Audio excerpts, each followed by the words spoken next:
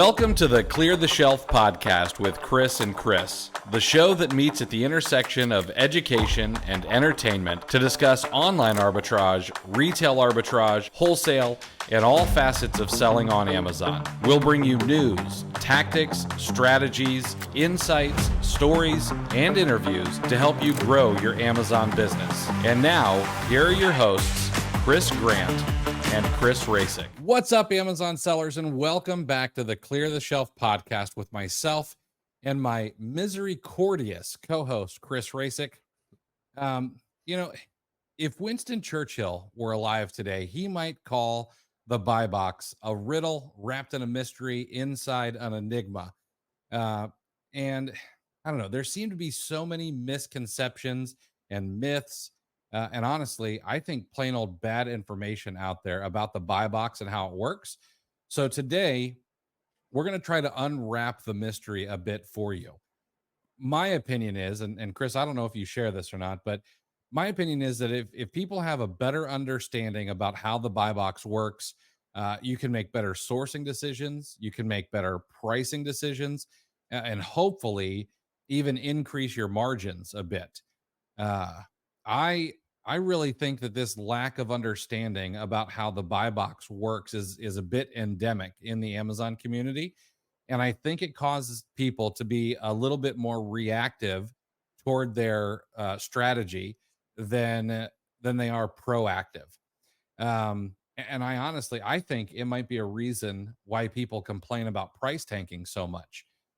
Yeah, I think we've talked about it before. I'm sure we have, but each ASIN seems to be kind of like its own economy, and the price action is, we know that it's driven by supply and demand, and that there's this inverse relationship. But like we talked in our last mental models episode, Mr. Market is a bit irrational, and I think this often happens because Amazon sellers, by and large, and maybe even a lot of newer sellers, refuse to educate themselves more on how the buy box works. So hopefully we can make a little bit of a dent in that lack of education in today's episode. But before we get started, you guys know the drill. It takes us minutes to prepare for this show. And so we'd like to make a bit of an agreement with you, a digital fist bump, if you will. We make the episodes, and if you guys like them, you do us a solid, hit the like button, hit subscribe, leave a comment wherever you're listening. The only way for us to grow this podcast is to tickle the algorithms of the platform that you're listening on. And the best way to do that is by having you interact with the show. We'll, of course, keep making these if you will take a moment and leave us a comment. All right. So let's go ahead and dive in. Chris, we should probably start by talking about what the buy box is. And I know that seems to a lot of people who are going to be listening, that seems very Amazon 101. I think we need to set this foundation first. You and I know that the buy box is that little box on the right-hand side of the Amazon product page where you can add it to your cart. You can even use that buy it now button or that buy instantly button and make those instant purchases, which I bet you a lot of people don't even realize Amazon was the sole owner of the buy it now button for a very long time. They allowed, I don't know whether it just lapsed or they allowed the copyright or the trademark or whatever it was that disallowed other companies from using that, but it lapsed, and now other places can do the same thing. But that little box has, important information. It's got price, it's got the delivery details, it's got the name of the seller fulfilling the order. Although I highly doubt that any customers actually look at a lot of that information, because something like 60% of customers still think that Amazon sells everything, and not that it's often sold by a third party. And there's a buy box algorithm to figure out who gets that buy box for a particular product listing. And what's even fascinating is there are statistics that say 82% of the Amazon sales go directly through the buy box. They're not clicking through to see who the other sellers are or anything like that. And it can be a competitive place. We know that the buy box rotates. Um, how it rotates, we're going to get to that because I think there are a lot of myths around that, especially for people who maybe go a little bit too deep on Keepa. Um, but we should also talk about what does it take to be eligible for that buy box. We know what it is and how important it is, and people get frustrated when that buy box is suppressed for one reason or another. But we know that there are ways to make sure that you are eligible. I mean, the biggest thing is your overall performance metrics need to be good. You can't be a bad seller and get an equal share or your share of the buy box. Um, However, I do think people over index this. I think they're like, oh, well, if I don't have a 95 or better, I'm not going to get any of the buy box. And I think that you and I have looked at enough product detail pages to know that's not the case. Uh, every now and again, I'll see somebody in there with like a 72, and I'm like, how did this person get into the buy box? Um, but your order defect rate needs to be good. You're supposed to maintain an ODR below 1%. This metric includes things like negative feedback, your A to Z guarantee claims, and chargebacks. Although I don't really know why Amazon sellers should be dinged for chargebacks in most cases. It kind of goes back to another thing we've talked about with the friendly fraud that seems to be taking hold a lot more these days. Uh, if you want to do FBM, you got to worry about your pre-fulfillment cancel rate. Those cancellation rates are supposed to be less than 2.5%. And your late shipment rate, the percentage of orders shipped after the expected shipment date, need to be below 4%. This is becoming, again, another thing we've talked about. We know that this is becoming more and more important because Amazon has recently rolled out, what is it, ODTR? Uh, is I that think the that's right. acronym? The I can't remember what it stands for exactly, but there's yet another metric that Amazon wants you to be worried about if you're doing merchant fulfilled. They want it to show up on time and things like that. Uh, your product has to be in new condition. In 99% of the cases, there are used buy boxes, mostly in media and books. I don't know that I think maybe I've seen some in electronics, but I don't know if there are any outside of there. I know for certain you can't buy like used underwear or anything like that on Amazon. There's not a used buy box for that stuff. Uh, stock availability, of course, you've got to have the item in stock to be eligible for the buy box. That seems like a no brainer. But Amazon does make that, has made a little bit of a shift.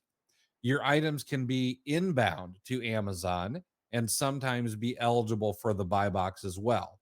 Um, they have a name for that.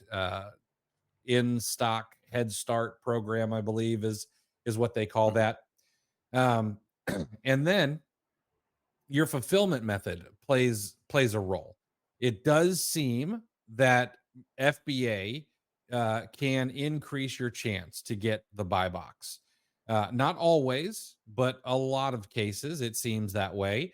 However, it does also seem that the weight at which FBA is considered over FBM it changes, maybe seasonally, or for certain conditions. Uh, and then this is the one that I think most people believe is like the number one factor, and that's your pricing.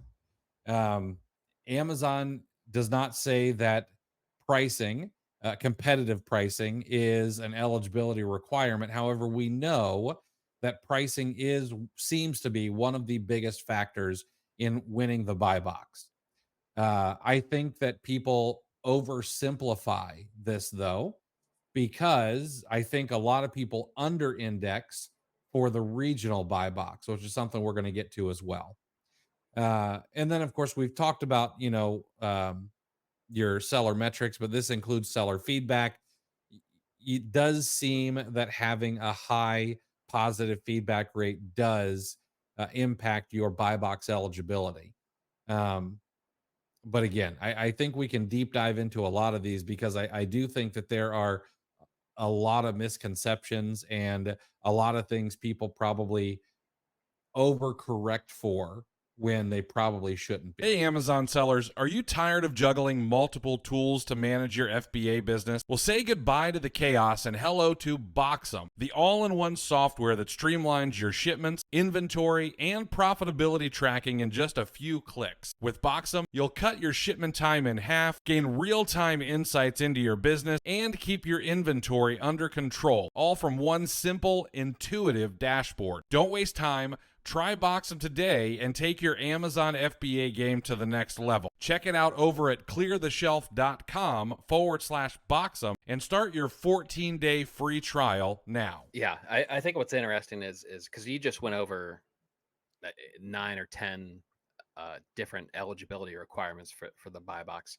I think it's interesting to think about the degree of control that we have over each one. Mhm. Um, and well, before we even dive into further analysis of the eligibility requirements, it's worth stating for those that don't know, again, to repeat Chris, that number was 82% of Amazon sales go through the buy box. Like that's such an incredible number. Because I think it's interesting, it could be very difficult to remember the Amazon experience as a consumer once you become a seller, right? Mhm. Um, I I figured out, I used to pay attention to it, and I remember thinking it was like a hack when I could find that little area, that little drop down to where it said other offers, new and used or whatever, and Mhm.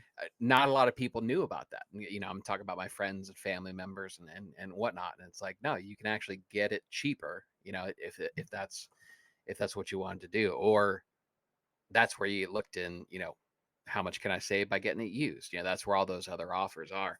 And for the items that don't have a buy box, if it's suppressed, i- it's a very empty sidebar over to the right. Mhm. You'll just see that, no featured offers, and you have to dig a little bit to actually find a way to purchase it, which is, we maybe take for granted that, your average consumer, a fair amount of them are probably going to think it's out of stock. I mean, Mhm. that may result in the slowing of the drops that we see when we analyze something that has a suppressed buy box.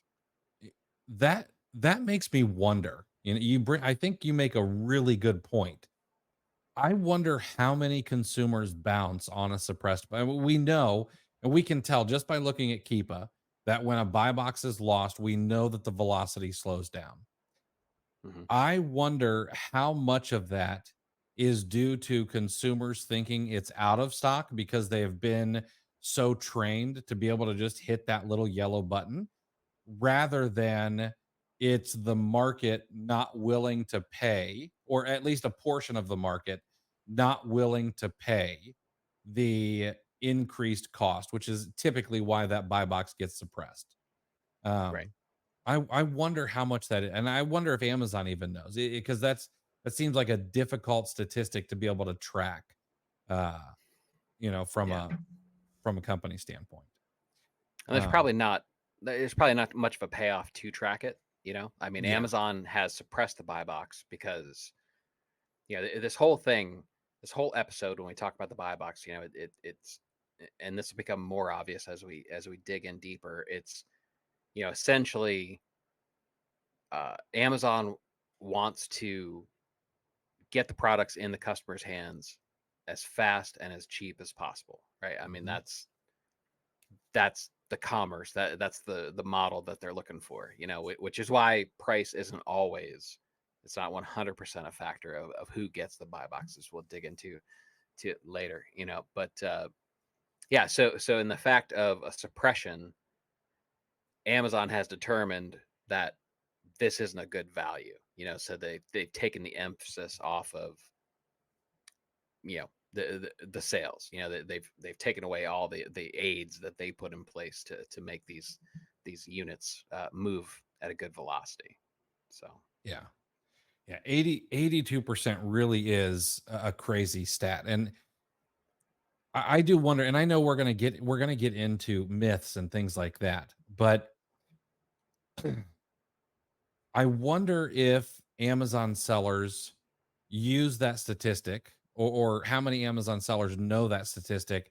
And is that one of the reasons that people try, or, will cut price by a penny, or the people, I mean, we could just call them the rubes who will cut the price by, $3 or $4 or $5 at a time, to try to make sure that they're holding on to the buy box as much as possible. mhm. Or, I mean, is it just a mistake? Is it a bad repricer? Is their pricing that much better? And do they hate money? I don't know. I don't know what it is, other than a lack of education and how the buy box works, that causes some people to do this kind of stuff. But we'll dig into that more. I got a lot to say about that. One of the biggest things is people probably need to understand how the buy box algorithm actually works. Because again, we mentioned people probably over index for certain things in the buy box algorithm. But we know that it is designed with the customer's best interest in mind, for the most part. Amazon does want to be customer centric. They know that that's what puts food on the table, is the customer. However, we also know that even though Amazon tries to offer the best overall value, that Amazon has switched their logistics to a more flywheel model. Now, they've done this for a couple of reasons. Okay. One, we know that consumers love speed.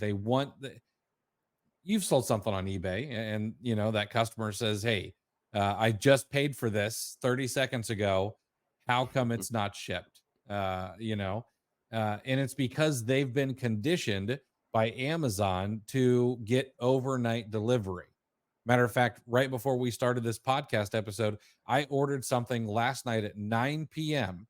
and I wasn't expecting it until tomorrow, but it showed up today, before 2 o'clock in the afternoon. It's at my home. Uh, it would have taken me a week if I went to the store to get this item, because, I would have put it off. But with Amazon's flywheel model of logistics, they are also wanting to get it to the customer fast, but also as cheaply as they possibly can. Uh, and and so these things are also influencing the buy box algorithm. But here's what we know: we know that price is a factor. Amazon wants you to be competitive. It's why they have a marketplace. Heck, it's really any marketplace on the internet, whether it's eBay or Amazon or any other marketplace. They open up a marketplace for a couple of reasons. Number one is they're not able to provide all of the products that they want the customer to be able to have access to. It's why Walmart has a marketplace now too. They may be the largest retailer in the world, but they have no way of providing all these long tail products that will bring the consumer to the marketplace.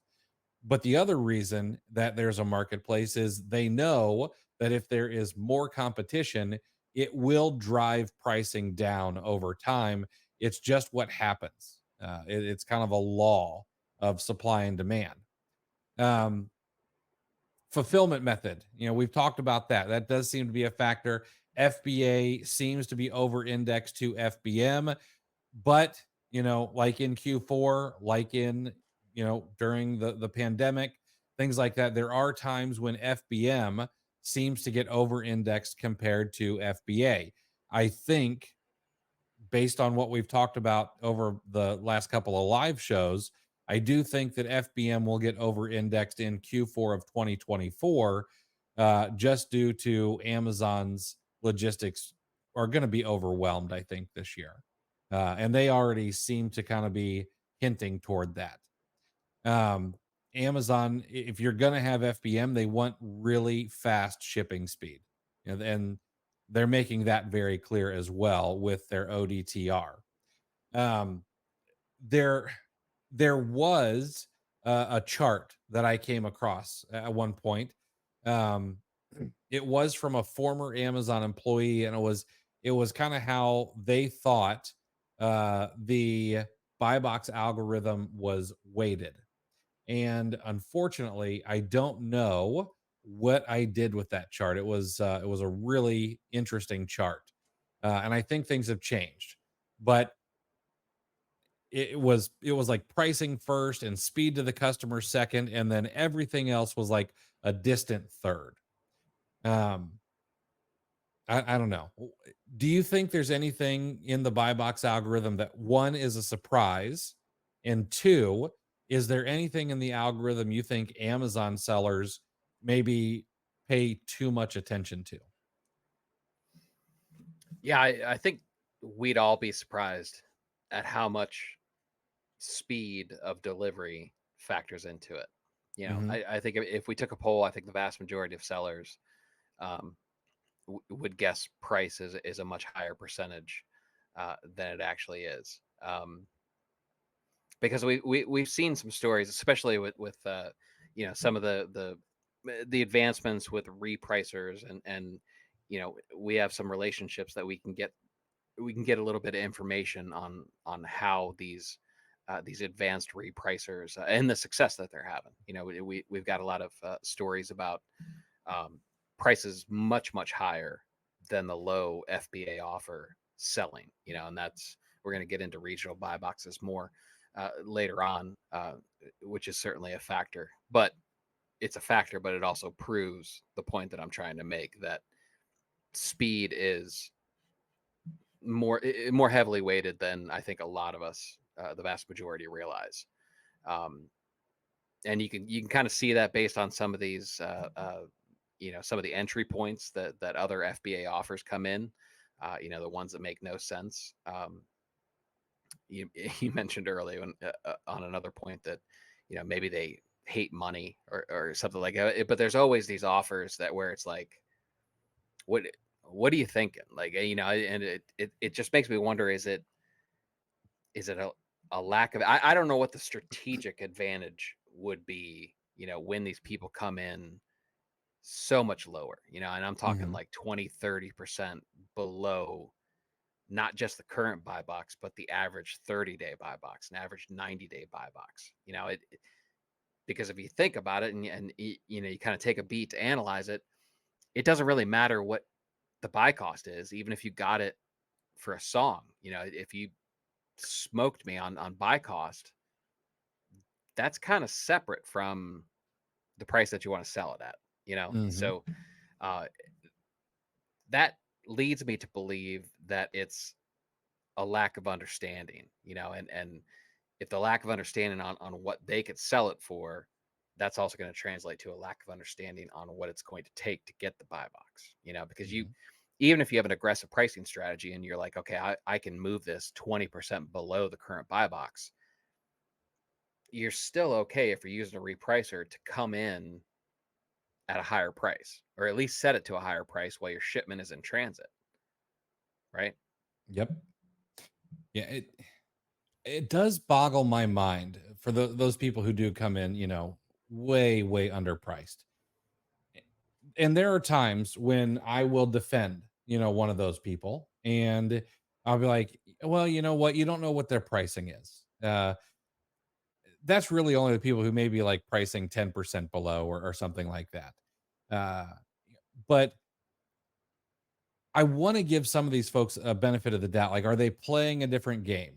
Now, this doesn't, the people whose buy cost is zero because it was stolen or whatever it is, those people don't count. Mhm. But for everyone else, even if your buy cost was say $1 and something selling for $25 on average, and you bring it in at 20, are you just trying to speed up the velocity? I get that, but it also seems really dumb. Like, why leave that much margin on the table, when maybe something's selling 500 units a month?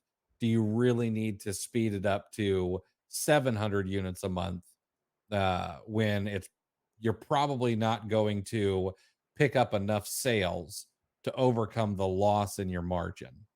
I don't know. I'm Yeah. always curious about that. I think if we took, it'd be really interesting if we could take a whole bunch of sellers and kind of set up scenarios.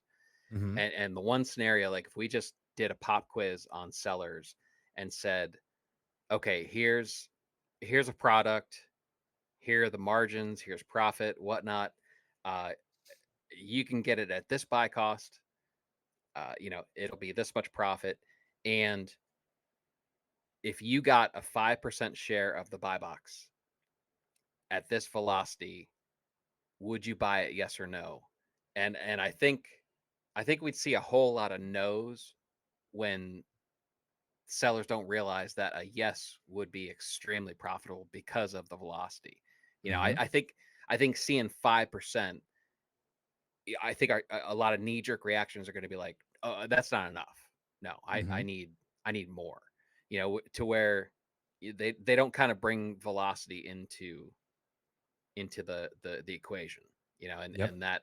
that matters a lot. Then I tend to look at big stores. I know you look at a lot of storefronts, kind of from a 50,000 foot level, and kind of look at product mix and stuff like that. And we both know that there are a whole lot of very, very big sellers making a whole lot of money on a very small percentage of buy box wins. Absolutely. So Absolutely.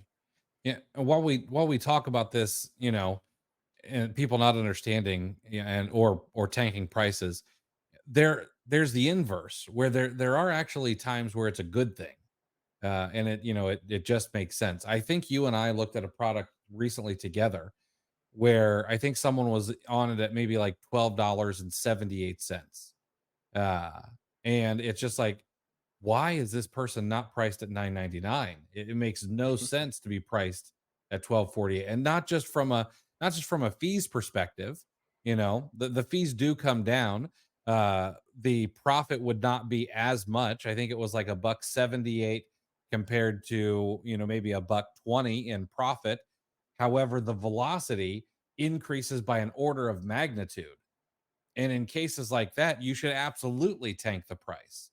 And I don't think enough people are doing their due diligence, period, when they're sourcing. Yeah, I know that we talk about you shouldn't spend so much time on one particular lead because of analysis paralysis, but maybe give it an extra 30 seconds to think critically about it when you are sourcing it. Let's talk about buy box rotation a little bit.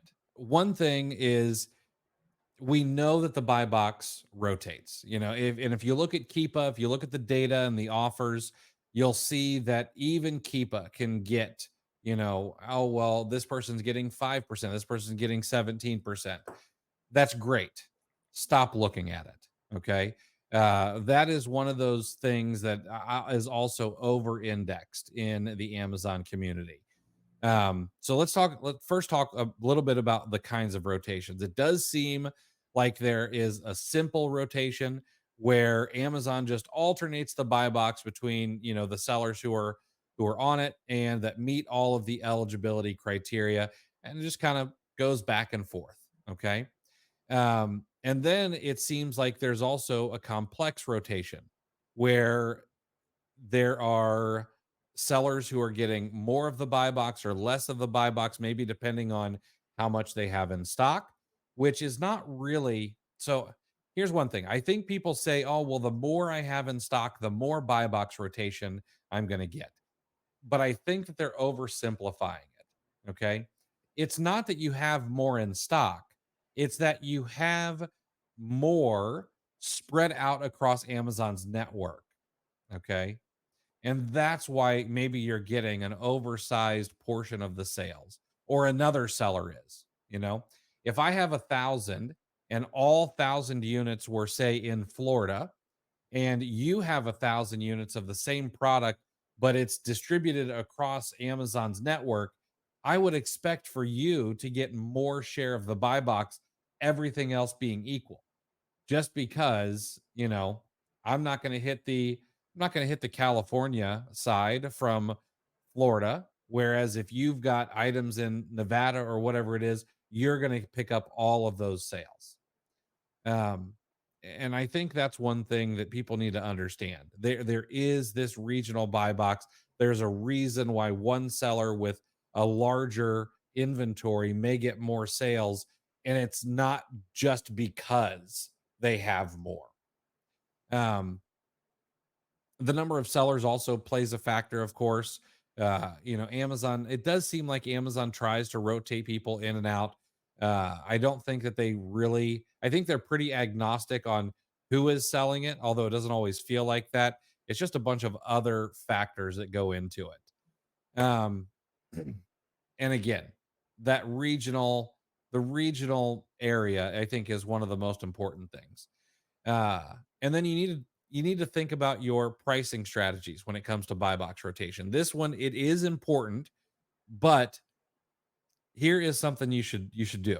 If you have friends across the country, say California, middle of the country, East Coast, southern states, you should have them all look at the exact same product and report back the prices on that exact same product, because you're likely going to see that they're very different. I know that I have done this in the past, and I have seen prices $5 more in some areas than I have seen in my own area. And with 82% of the sales coming from the buy box, you know, it doesn't, you can be priced a lot higher. Um, so there are some other ways you can make sure to keep the buy box. Uh, you need to, you, you need to have a liquidation strategy in place. And we can talk about why that's important, because uh, you want to get control of the buy box, but at the end of the day, you don't want to hold on to your product too long either. Uh, I don't know. Here's what I'm curious about, Chris. What is your liquidation strategy? Because I think this is something that too many sellers, I don't know, I don't think they think about it enough. Yeah, and I would agree with that. Personally, I start looking at it. It's time to get rid of it once it hits 90 days. Mhm. I don't have anything. If you look at the FBA inventory section in Seller Central, um, they made it a little bit easier to kind of navigate through your inventory age categories. I don't have anything. I just checked. I usually do it on Sundays. So I just checked recently. I don't have anything over 180 days old in there. And then I'll sort by I believe it's 91 to 180 days. I believe is one of the clickable segments that you can sort it. And that's essentially it's time to move it, and I try to go one by one depending on how much time I have. But oftentimes, you know, we'll definitely go to 0% ROI. And I mean, that at that point in that segment, I'm even considering taking a loss just to get it out of there. Yeah, because I try to be pretty aggressive. I may wait a little bit longer. I think you start the liquidation process a little bit sooner. I want to say you start thinking about it at 60, to Mhm. where I don't give it any thought until 90. But once it starts, I'm aggressive from there. Yeah. Yeah. I like 0 to 60 days, you want to make a profit, and then 60 to 90 days, I like going to 0% ROI. 90 days, I'm happy to go negative because I just want the money back. I want it to turn over as fast as possible. Um, Mhm. I don't know.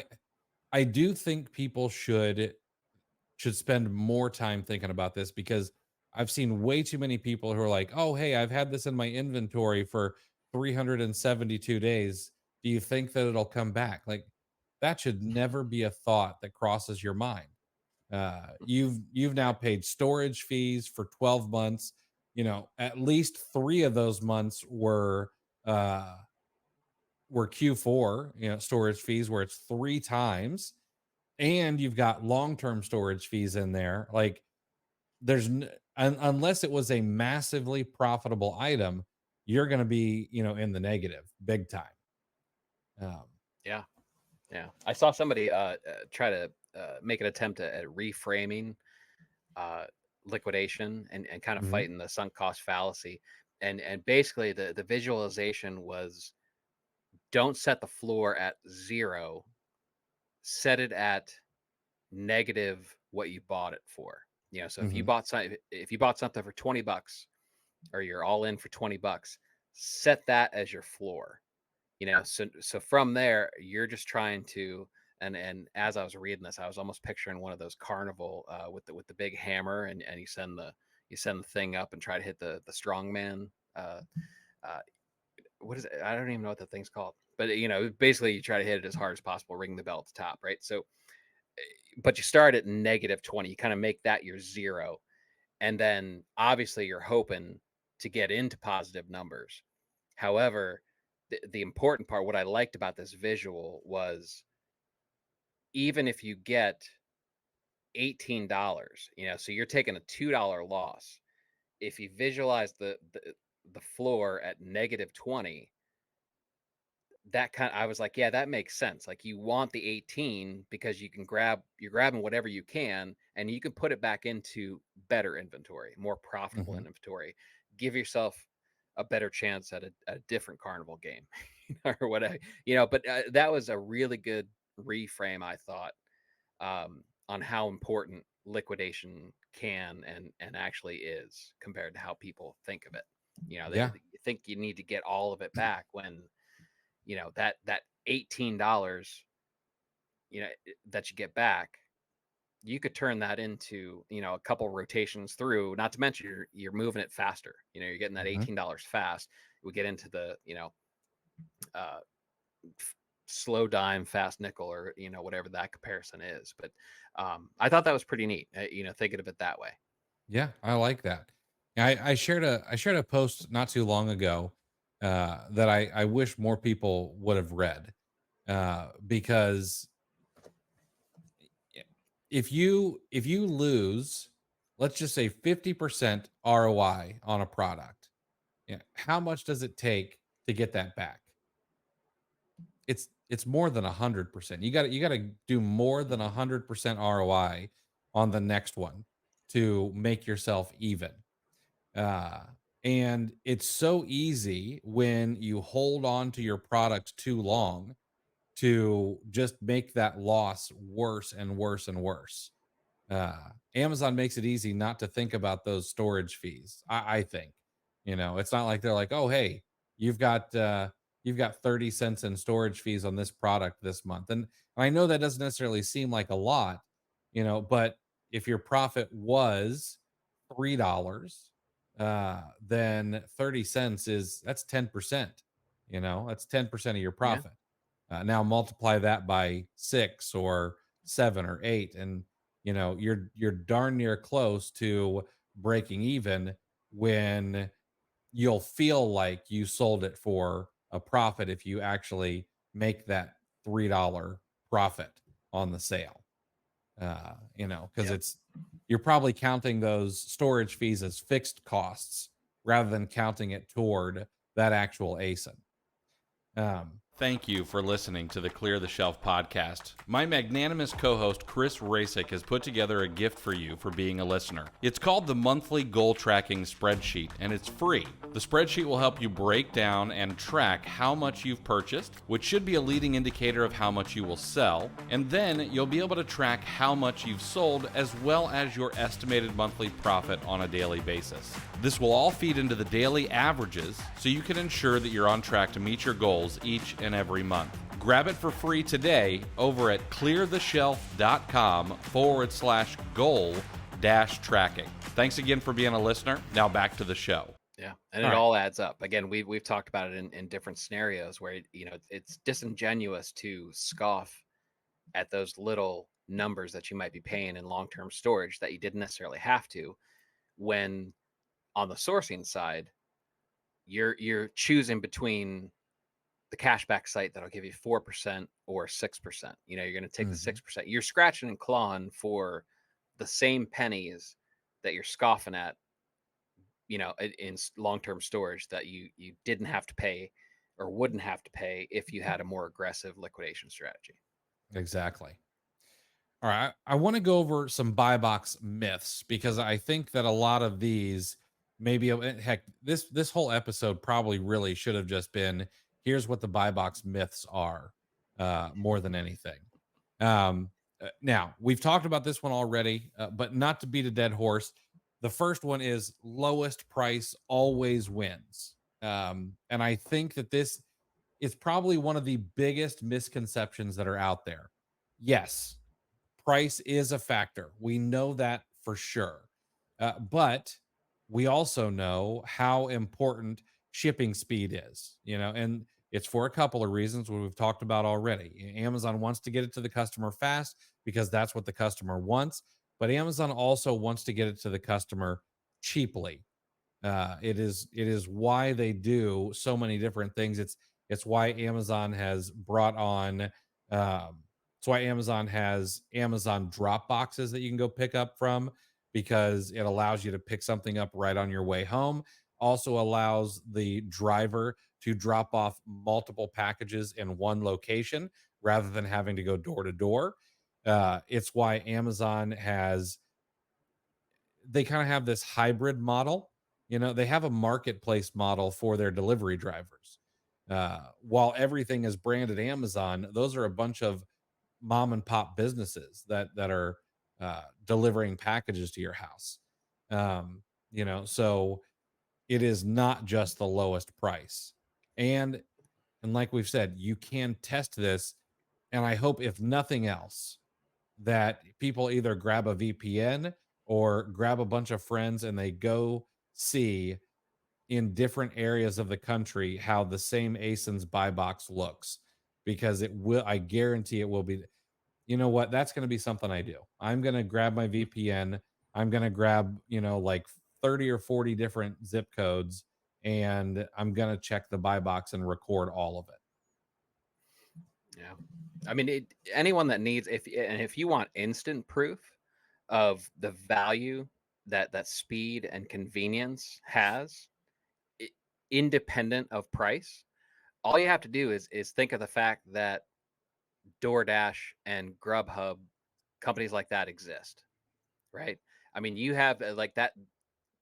The memes they're funny because they're true, where Mhm. it's like, okay, why would I put my shoes on, get in the car just to go buy a $12 meal when I can sit with no pants on and pay $54 for that same meal, and have it. I mean, think about how much. I mean, but there's some truth in that. I mean, obviously, it's a bit exaggerated to make the point and make it a little bit funnier, but look at what you're paying.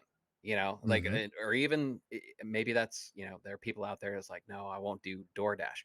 Okay, when you have pizza, do you pick it up yourself or do you have it delivered?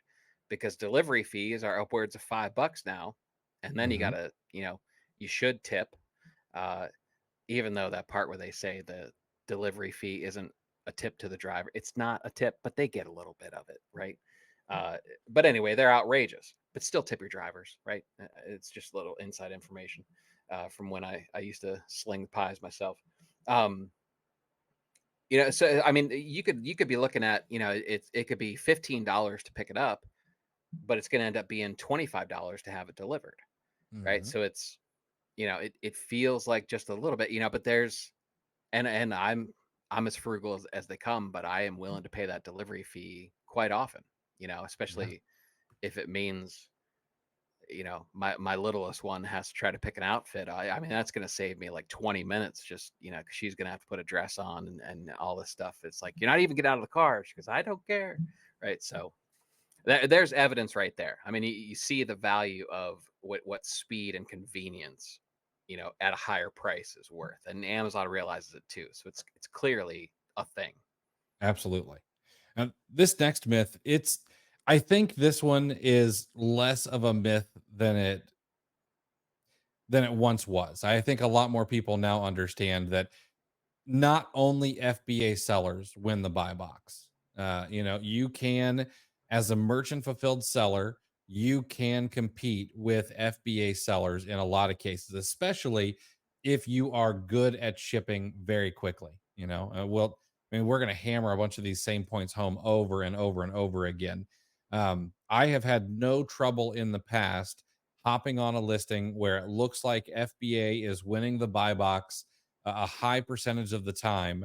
And yet, if I do a 0 day handling time and I'm offering, pretty fast shipping, at least for certain areas of the country, I will get a lot of orders in that particular area. And speaking about Florida, I've sold a bunch of things to Florida when it looks like I never get the buy box. Um, it can be a huge hack, especially during peak times during Q4. It's an easy way to make sales where other people might shy away because they think they need to send it into FBA when they wouldn't really need to. And then the other thing is it's easy to find these listings where merchant fulfilled tends to dominate the buy box. You can find them with Keepa Product Finder, where it's a third party seller who is FBM holding the buy box. Yeah, it's a heck of a lot easier than it used to be. I would say that 5 years ago, yeah, maybe 5 years ago, it was different. It was harder to get the buy box if you were not FBA. But Amazon has seemingly changed their tune big time. Yeah. And again, it comes down to the value of speed, Mhm. and that's yeah, and I agree. And especially Q4, it's worth mentioning.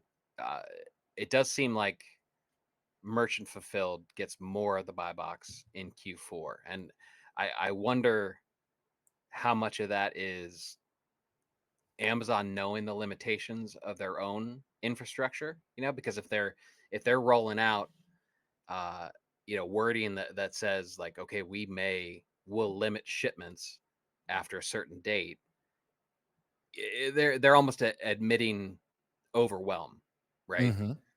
So, and if that's the case, if they're having trouble taking in the packages, obviously, and after a certain point, they're going to have trouble getting packages out. And, so then you could see Amazon kind of making the decision to where it's okay.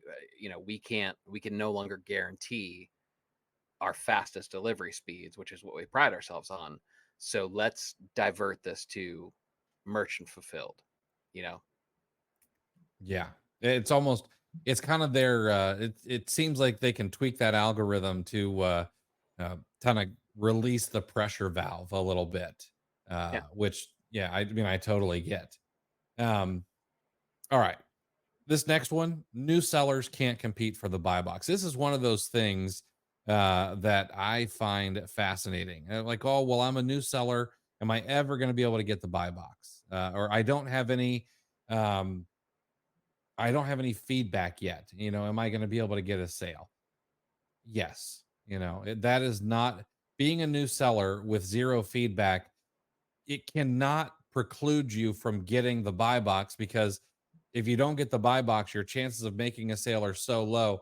How would you ever expect to get feedback? And I think, you Right. know, while we may not think that Amazon treats us as selling partners all the time, I don't think that they're actively trying to keep new sellers from making sales because they know that with more sellers, they're going to offer more value to their customers with lower prices. So they've got to get you a sale. It wouldn't make sense on their part. It's like the old when you try to get a job, but you have no experience, and you keep applying to the jobs, and they're like, experience required, for entry level positions. Like, well, Right. what exactly is your hiring pool? Uh, this next one, I've heard it only a few times, but whenever I hear it, I've got to push back really hard. And that's that buy box ownership is permanent. I hope that not a lot of people think this is the case. But once you get in the buy box, you can absolutely be rotated out. I don't know if there's like, oh, well, we rotate the buy box every X amount of minutes, or the algorithm does its calculating to figure out who's going to get the buy box for the next X amount of time. The only thing that I do know is I know how quickly repricers can reprice. I know what the API throttle is for repricing. It's somewhere between a minute and 2 minutes in most cases, unless you're using, like Aura has their hyperdrive.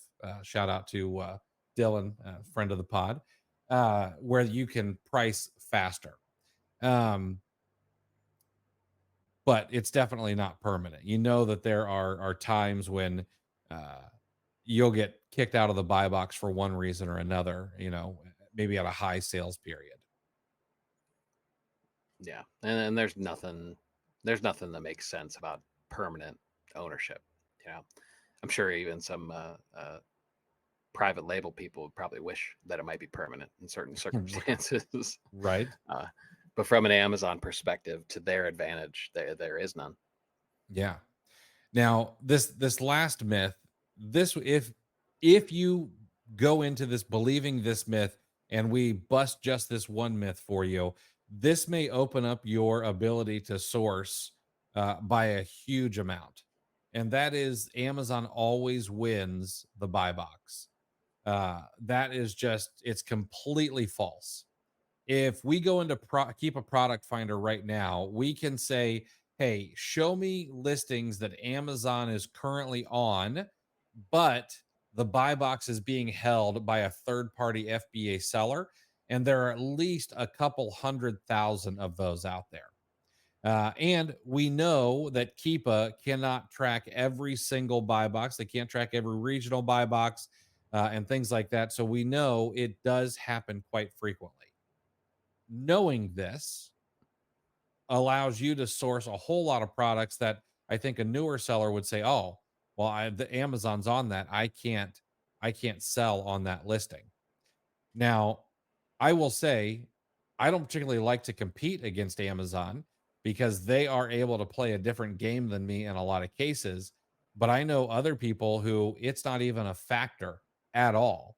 If they can sell it profitably at the average price, or maybe even a couple cents below what the average price has been, they're on every listing that Amazon is also on, that is good for them.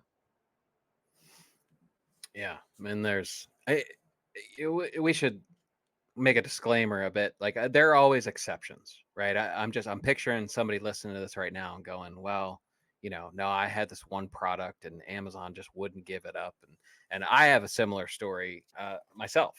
There was something that I found at clearance, and Amazon just would not give it up. I did get a little bit of satisfaction out of tanking their price just to try to get rid of my last like half dozen units. I dragged them down into the gutter just so hard and so happily. So yeah, my overall numbers aren't good, but I did get a little bit of satisfaction. But those cases are rare.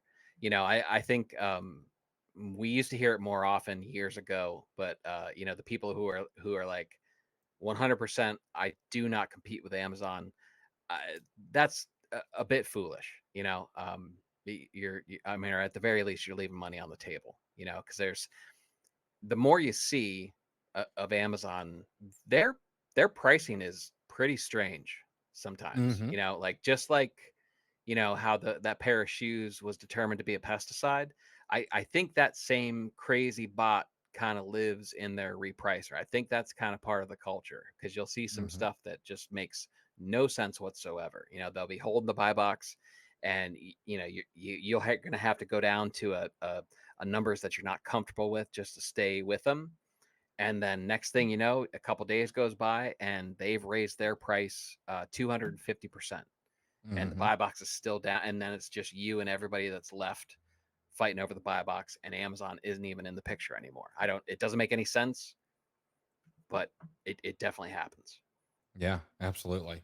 We'd be remiss if we didn't bring up price tanking in an episode about the buy box. It is possibly the most maligned practice, other than maybe um, people using fraudulent shipping labels, in the Amazon community.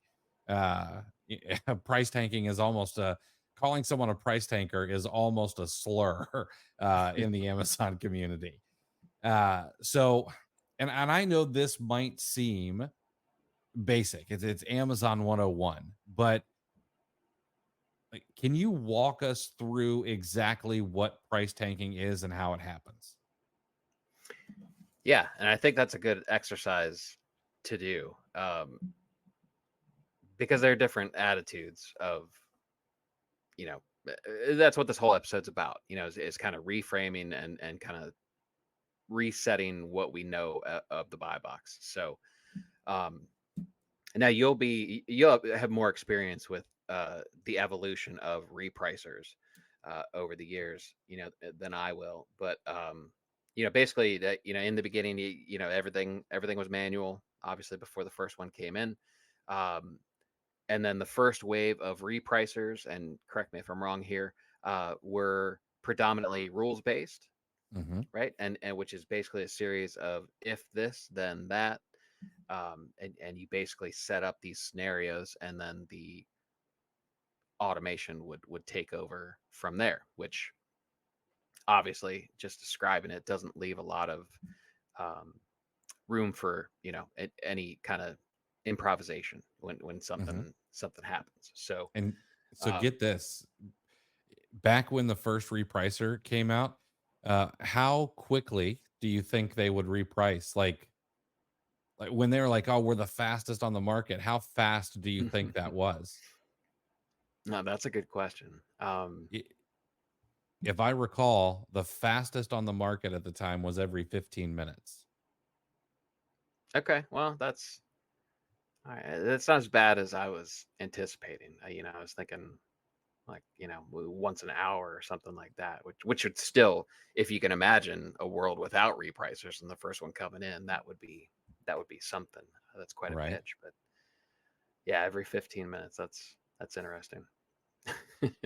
Right, and see how far we've come along with it. So um and if you don't know how far we've come along with it, that's probably something worth your time, uh, Hmm. that you could look into, because there is actual, we had a wave of everyone wanted to start using the term AI as soon as possible, right? Because that was a trend, right? That was a hot button, which fit very sexily into your marketing, right? But what we found was a lot of people were saying it was AI, which when in reality it was really just an algorithm. It was basically the Hmm. same thing that they had.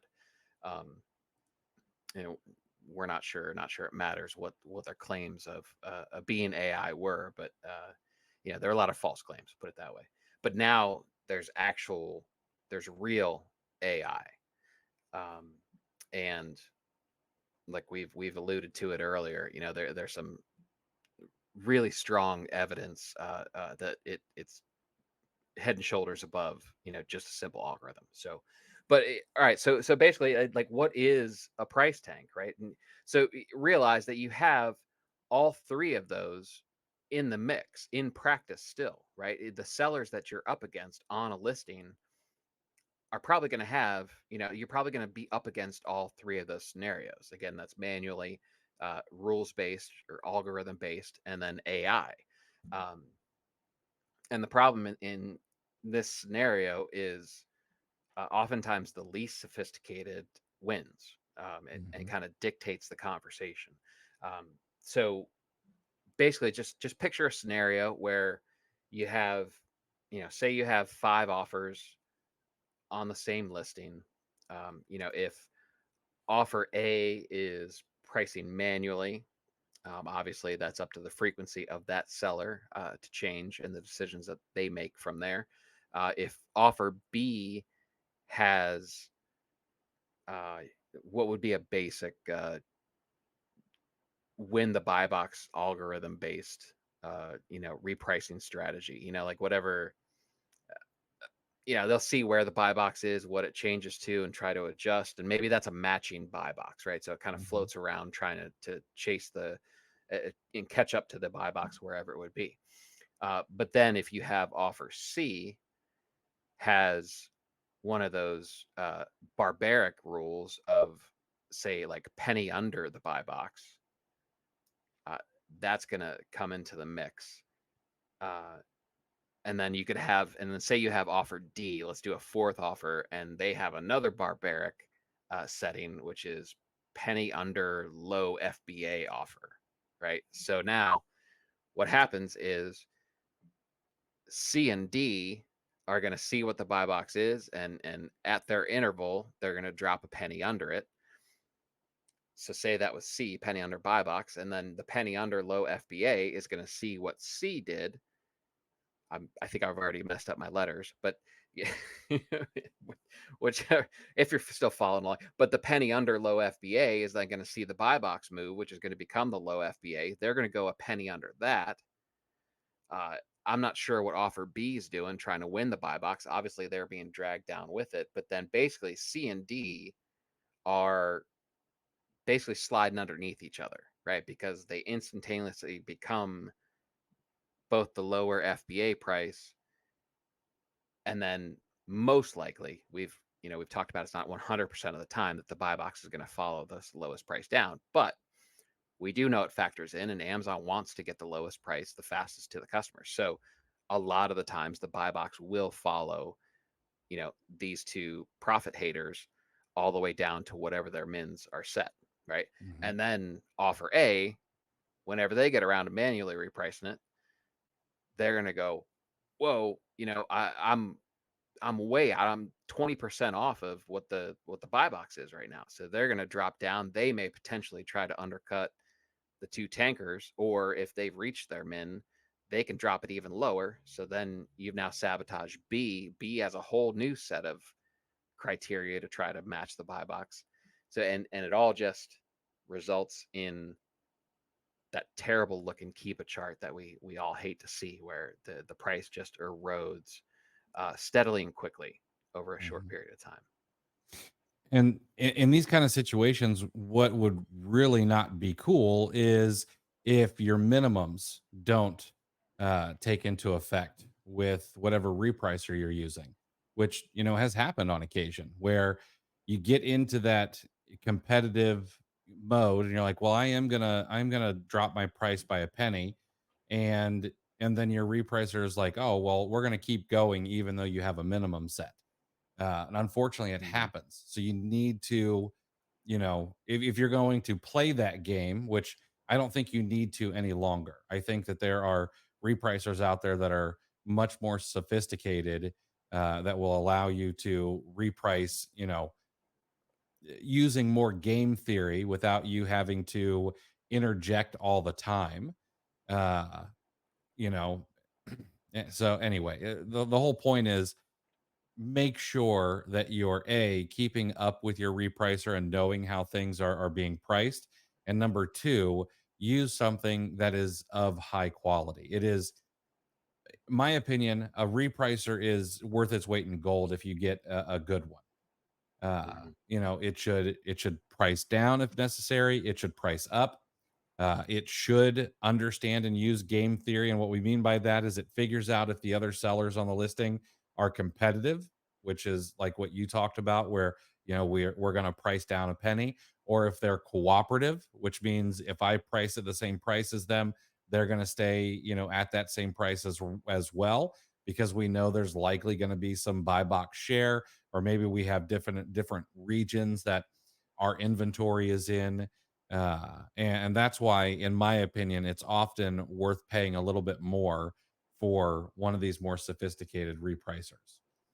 And Yeah, if you're not at all I mean, I know there are people out there that try to, just save every single penny, but I mean, if you're serious about generating sales, uh, because there's even more nuance than the scenario that I painted out.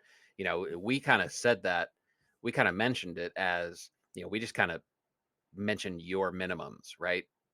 Without acknowledging that those are going to be different, right? There may be somebody that is 0% ROI from day one. They're just Mhm. going on cash back. They're just going on credit card points.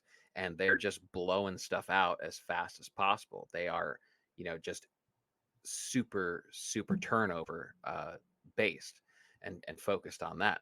Then they're going to have other people who their initial min is 20%. Some people are going to be 10 or 15, or newer sellers are going to come in and probably set their mins at 50 sometimes, right? Mhm. And then not to mention you have the random offer that just decides to come in 30% below what the buy box has been sitting at for quite a period of time for whatever reason. No one knows who those people are or what their motivations are, but that'll throw another hitch in the giddy up for that too. So, and this is just all of this to stress the point of the value of a higher end or more sophisticated repricer, to Mhm. not get, if it has the ability to realize what's going on and analyze, you know, based on theory, what's happening with it and get you out of that race to the bottom, that's that's where it's definitely worth its weight for sure. Absolutely. And the other thing I think that needs to be reframed for people who are maybe a little worrisome about spending the money on a repricer is, let's just take like one of the most expensive repricers that's out there. It's going to be around $500 a month. But you're talking about now having a quote unquote employee. We could call them an agent if you want to call it an agent, if you like that term better. But you've got someone on the clock, or you've got something on the clock now for all 720 hours that are in a month. 24 hours a day, 7 days a week, never asked for a coffee break. And it's repricing all of your listings, every 2 minutes, which is as fast as Amazon will allow, maybe faster in some cases, if you're using something like Hyperdrive. But at $500 a month, which is the most expensive that I'm aware of, that is 70 cents per hour. It's an insane value of all the softwares that we may use, other than maybe Keepa. A good repricer may have the best ROI of anything out there, because I don't care if you're making absolute minimum wage, your time is worth more than 70 cents an hour, to sit in there and reprice multiple times per day. Plus, if you are still manually repricing multiple times per day, how many sales are you potentially missing out on uh, because you're not being as competitive as you really should be? And how much margin are you missing out on because you're not able to reprice using game theory? You may understand game theory, but can you see, oh, well, here are the 20 competitors on this particular listing, and I can see that this person is priced here and this one's priced here. Let's try to raise the price 30 cents and see what happens. And then we'll take that information and redo it again in 2 minutes. Like, you can't do that. Uh, and, I use that example of 30 cents that seems stupid because, oh, well, what's 30 cents? But if a repricer could make you an extra 50 or 70 cents an hour, now that repricer it's a wash, because it's increased your margin by 70 cents an hour, you know? Um, Now, there are some other things we should probably talk about when it comes to tanking. Because, what we see on social media, calling people this slur of a price tanker and that kind of stuff. And that is it's all emotionally based. And I think that is one of the problems, you know. Uh, people people reprice out of emotion quite a bit. They get emotional when the price of a product doesn't do what they want it to do. And I've preached for years that nothing in our Amazon business should even have a tinge or a twinge of emotion tied to it. Hmm. In my opinion, emotion and business, I don't think mix very well. They're very oil and water, uh, because it often removes logic from the situation. So more than anything, I think that when it comes to repricing, you should have rules in place. Set your minimum ROI, set your minimum, you know, price floor on the product. And Jeff Storch, who's been on the show, we've talked about him already. He talks about your buy price doesn't matter. It has no effect on what your sell price should actually be. Only the Mhm. market, the current market affects what your sell price should be. uh, Yep. when we start thinking about it like that, we kind of change, you know, how we think about how things should be priced, because we need to move it.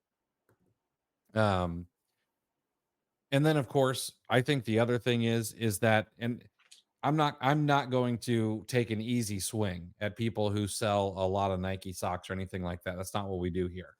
But I do think that it is wise to have a more diverse catalog. There are going to be areas, in on Amazon that tend to have more competition, because it's low hanging fruit. And that may be, a certain brand of sock right now. In Q4, it may be, a handful of Legos. Like, I'll be honest, we're coming up on Q4, and I'm probably not going to buy any Lego Christmas trees or Lego wreaths. You know, they may be profitable right now, but I know exactly what's going to happen to those as we get closer to the holiday, and I don't want to be a part of it. But Mhm. we could go the other direction and say, you know what, I am going to spend a little bit more time in home and kitchen because I know that Q4 is going to increase the sales over there. And we're probably going to see some less competition on those kinds of items. Uh, and the reason I think diversifying is so huge is because you're gonna miss on some things, or the market is just going to tank on some things. And as long as you can, if 80% of your products are profitable and 20% need to take a small loss, you should be okay. You should be profitable. If not, at worst, you should be break even, which allows you to play an infinite game. We should probably talk a little bit about how to deal with increased competition, because it Mhm. happens no matter how much you diversify, no matter what you do. There are going to be those products where the number of sellers just goes up for whatever reason, whether it's a lead list, whether someone shared it, on Twitter or whatever it is.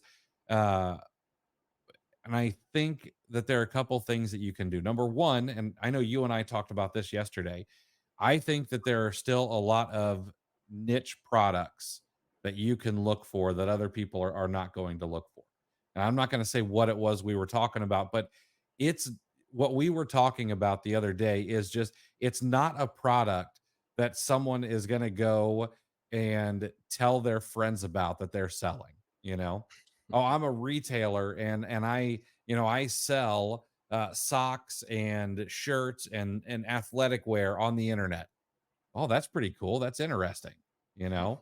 But there are certain niche products that you would never want to tell your friends that you're selling on the internet.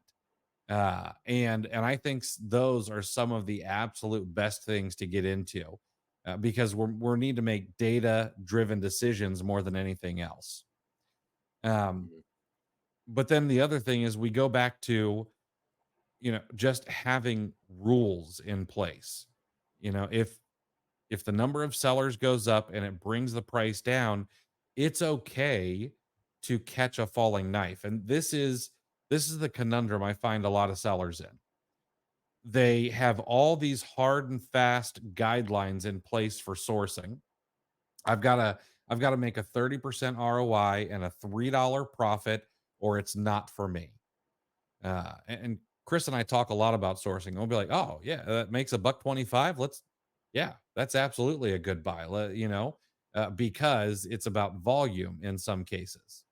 Um, but what I find, the trap that a lot of people fall into when they have these hard and fast sourcing rules is it translates over to what the product actually sells for.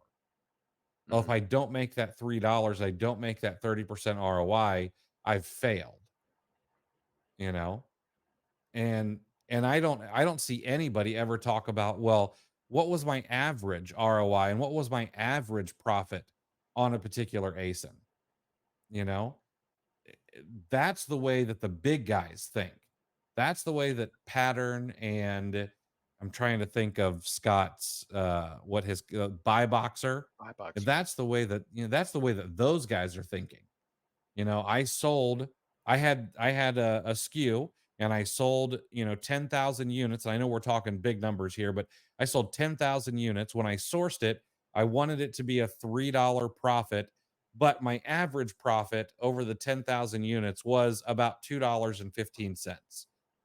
That's the way that I think we need to start reframing how we think about our products rather Mhm. than I made $3 on this sale and 250 on this sale because sale B in a lot of people's eyes was a failure when in reality profit is good period. Exactly. And it goes back to the emotion part of it. I think a lot of the frustration, which I'm not going to sit here and say, no, just let price tanking roll off your back because that's not something I can do personally either. Depending on how I feel and the cumulative effect of the health of my store at that moment, that determines on, how annoyed I am by price tanking. But you have to accept that it happens. And I think a lot of people, um, they get more easily frustrated, the ones on social media that feel the need to post in a group or something. And like, why do they do this? Or what I think I think that's because of inexperience on the sourcing side. Mhm. I because if you can imagine a scenario where someone is, not yet proficient at sourcing, still learning, trying to get it in, putting the early reps in, right? It can be a lot of work.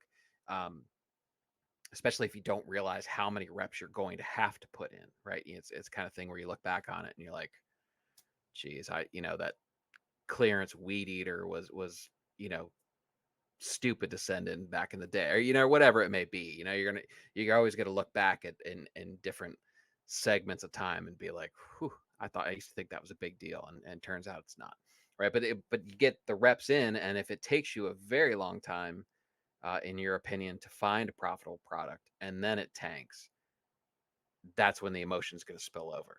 So Mhm. um you have to be a bit more robotic about it. It's worth saying again. We mentioned it, but if you got a chance to look at some of these sellers and really dig into the catalog of the sellers doing what you think are the kind of numbers that you want to do, when you look at their catalogs, there's nothing sexy about it. The biggest sellers sell really boring stuff, and they do it, and they're optimizing for the buy box, and they understand the things that we're talking about in this episode, and they just punch their orders in and send it in and just repeat the process. It doesn't matter why that person came in at a lower price. They have their units, and they do what they do, and some are going to be a loss.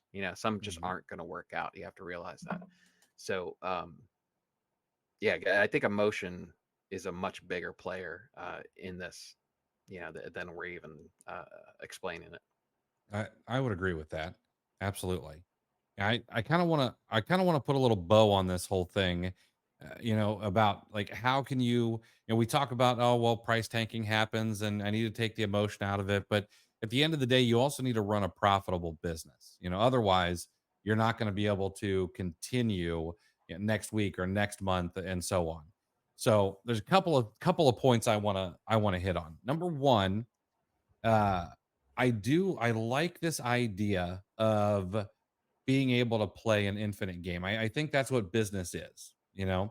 I think too many people get into Amazon and they don't see a profit in the first month or 2 months, and they're like, well, this is a scam. You know, my opinion is, especially if you're newer, is don't necessarily focus on being profitable, from day one, but focus on being able to make it to the next month, which profit would be incredibly helpful. You just don't want to lose money, and I mean, look at a lot of startups. A lot of startups, they just try to break even as long as they possibly can, uh, and then eventually they start turning a profit. Heck, we could look at Amazon themselves. Amazon didn't turn a profit for like 10 years. I remember it used to be a running joke on like CNBC. Will this be the quarter that Amazon is actually in the black? Yeah, I just saw recent the old Jay Leno appearance that Bezos made, and Leno even joked about that. He goes, "Your company, so your company lost." I forget what the number was at the time, but and Bezos just kind of like giddy about it. He's laughing all awkwardly and stuff. It's a good episode if you have time to look it up. I'll have to go check that out. But if you reframe this thing as, okay, well, I'm playing an infinite game while I'm learning, and as long as I can keep going, I've never actually lost. I think that's a really great way to reframe things. Uh, but the other thing is, and I think a lot of Amazon sellers don't do this, is I think that you need to set a time in your calendar to stay on top of your costs and your margins, and not a not a SKU by SKU review. I don't think that's necessary because when you get that far into the weeds, I think that you get blinded by a lot of things. But you need to know like what your average profitability is per SKU, especially if it's something that you're selling over and over again. You need to know what your fixed costs are so that you can figure that into your sourcing. Because if, let's just say you're going out to source a product and it cost you $5, you're going to sell it for 15. That's great. You're going to make $5 in profit, a little less. Amazon takes a little bit of a bigger bite than they once did, but for easy math, but how much are your fixed costs eating into that margin? Is it do I have $1 worth of fixed costs per sale, or is it $2 or whatever it is? um and see what your profitability is over the entire book of business, if you will. The other thing is, I think you need to take time to regularly check your repricer and price things appropriately. I see way too many people who they have no idea how many products they have that are over 90 days old. And it's because they set their repricer once and then they forget it. Mhm. A repricer is an incredibly powerful tool, but it still needs a little bit of TLC. You need to go and massage it a little bit on occasion. Um, don't be anchored to that ROI rule. That I got to make $3 and 30% ROI. I think it is.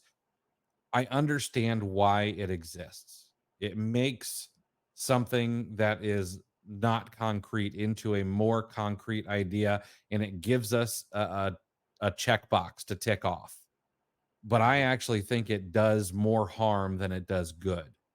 Um, if I could buy it, dude, if I could spend $50,000 a month on products that I know would sell within 2 or 3 weeks, and I would only make 50 cents profit per unit, but it would never go down, I would buy that all day long, All day. you know? Yeah. Uh, The one thing is that made up ROI benchmark, that you get. I understand it. I know why you did it. Most likely, I know why I did it. I had it in place. But that needs to leave the party pretty early. mhm, Because if you think about it, that's helpful for a new seller because new sellers, it could be difficult to visualize what a profitable product looks like. That's what a lot of these questions are. That's why new sellers really like when someone more experienced can go through and ASIN with them, like Hmm. ASIN reviews and stuff like that. That's why those are so popular and so well liked, because new sellers don't really know what it looks like, and if they see it, they're not sure they can fully trust it, right? So that's one of those easy things, is like, okay, as a general rule in the beginning, stick below this sales rank, stick above this ROI, so you set these parameters, so you can you could put a little net out there and see what you catch, Hmm. because otherwise, if you're spear fishing as a new seller, you're not going to catch anything. You can't identify. You don't know what it looks like. It could walk right by you, and you wouldn't realize it sometimes. So, Hmm. it's helpful in the beginning. It's perfectly reasonable, uh, but like I said, it needs to leave the party. It needs to be one of the first ones to get their coat and go. Yeah, absolutely. Now, one of the other piece of advice I want to offer is, and we've talked about it already, we've talked about these niche products, but think about all the different ways that you can find new places people aren't looking. You know, we've talked with Saul about bundling and debundling products. That is a great way that people just are looking right past, and it can also be a way to take a product that may look not profitable on its face and turn it into a profitable product on the back end. Now you got to be careful on some of these. You got to make sure you're not like on one of those bundles that Amazon's probably going to take down, where it's bundled with a sticker or something like that. But there are ways to bundle and debundle properly, and just think about, like, in your own life, things that you use that are much more niche than I think what a lot of other people use, and you'll probably find some things that nobody's looking for except for buyers on Amazon, not necessarily a ton of sellers. So I don't know, any other tips for people who are looking to make sure that they stay profitable. Um, eh, Not necessarily staying profitable, but I do want to make a point that it's like, this is again, tell me if you've seen this movie before. This ended up being longer than I thought it was going to be. I thought it was a pretty simple episode, like that, the buy box. I was thinking it was going to be pretty short. I don't know why I still do that. It's like 51st dates or something. Like, I got to reintroduce myself to hosting this pod. But so everything that we've talked about, uh, let me ask. Well, I'll pose it as a question to you. Hmm. There certainly is a point that you can overanalyze the buy box still, Hmm. right? Like, this was we attempted to educate and maybe reframe for some people, what some some things that that you thought you were doing to help that are actually hurting you, and some tips and stuff like that with the buy box. But at the same time, I've talked to many sellers that I'm not sure why they're paying so much attention to the buy box, and Hmm. people pass on products because they have this, what they think is an intricate knowledge of the buy box. Correct? Am I off on that? No, no, you're absolutely 100% right. Uh, you know, eh, the easiest example is, that offers section in the data of the Keepa graph, for like, oh, well, this seller's getting 72% of the buy box, and and all these other sellers are splitting the rest, and I'm going to come in as the 11th competitor, and there's I'm only going to get 1% of the buy box. That is, I mean, that is, turning tiddlywinks into rocket surgery, in my opinion. It is way, Right. way overcomplicating the process. Yeah, and we don't know. Yeah, the fact that a lot of the decisions we make are based on a small portion of the knowledge, because you simply can't know. You don't know what's going to perform in the future. I mean, even the best we can do is look at the past, which, you know, that is not an indication of what it's going to do in the future, unfortunately. Hmm. We're just kind of using the knowledge that we have to the best of our abilities. Um, But you don't, the current snapshot that you see on Keepa, if it's even correct of the buy box statistics, one of those sellers may have 500 units coming in, that hasn't registered yet, that's still Yep. being prepped, or flip that around the other way. The amount of sellers may be halved in a very short period of time. So the existing buy box metrics that you're looking at become irrelevant. Not much has to happen to deem that information you're looking at and you're overanalyzing useless. Exactly.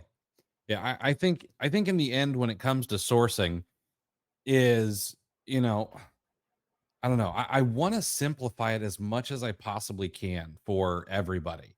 You know, does it sell? Can I sell it? And is it profitable? And the first two are easy. Well, does it sell can be a little high. I think people overanalyze that too.